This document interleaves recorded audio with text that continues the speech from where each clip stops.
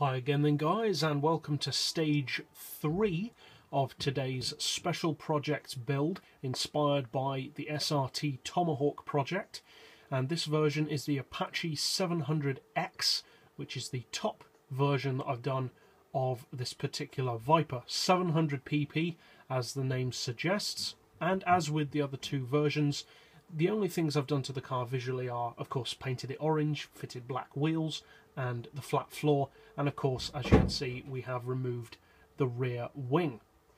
So we'll go straight to the garage for the mechanical setup of the car and then out to the track to see how it performs. Now on this 700 pp version of the Apache project, obviously you want your racing soft tyres. For suspension, again, we've done a similar setup to the other two models, but again, taking it just that little bit further.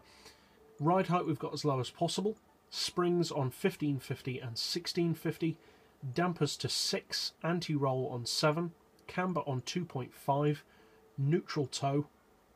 For the gearbox, we've got an auto setting of 230, then for the individual gears we've got 3.6, then 2nd, 3rd, 4th and 5th, all the way to the left, and 6th on 0.725 with a final drive of 3. For the diff, same as the other two, low initial torque to reduce wheel spin, acceleration on 40 and braking on 20. For the power, just fit everything. So you've got the full 1125 horsepower. As with the other two, I have fitted NOS because the SRT Tomahawk has a boost system, so why not give this car a boost system as well? We still don't have the rear wing, of course, because it just doesn't need it. You want the full weight loss package and a 124 kilo ballast, which we've put 20% towards the rear of the car to actually give it a more rear bias ratio of weight than both of the other models, with a split of 48-52. So that's it for the Apache 700X version. Now let's take it out to the track and see how it performs.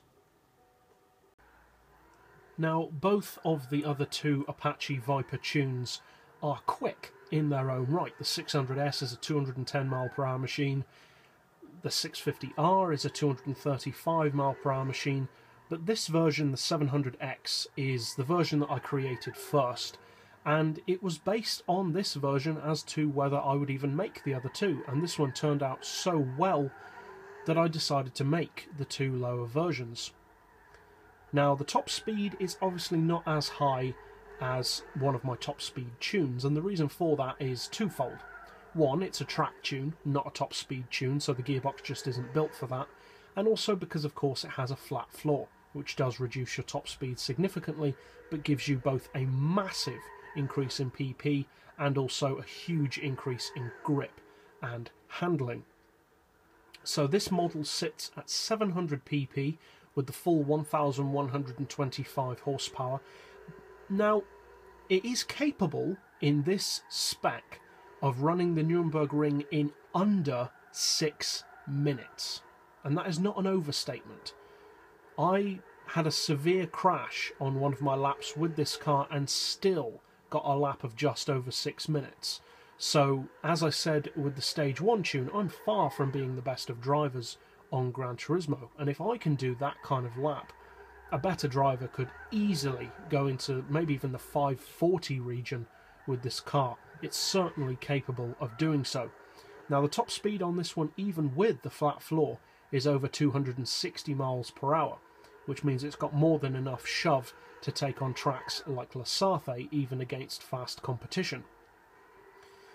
Now, although it's at the 700 pp level, I've designed it primarily to take on other road cars, such as the Tomicara ZZ2, Huayra, Veyron, etc., rather than full-on Le Mans prototypes.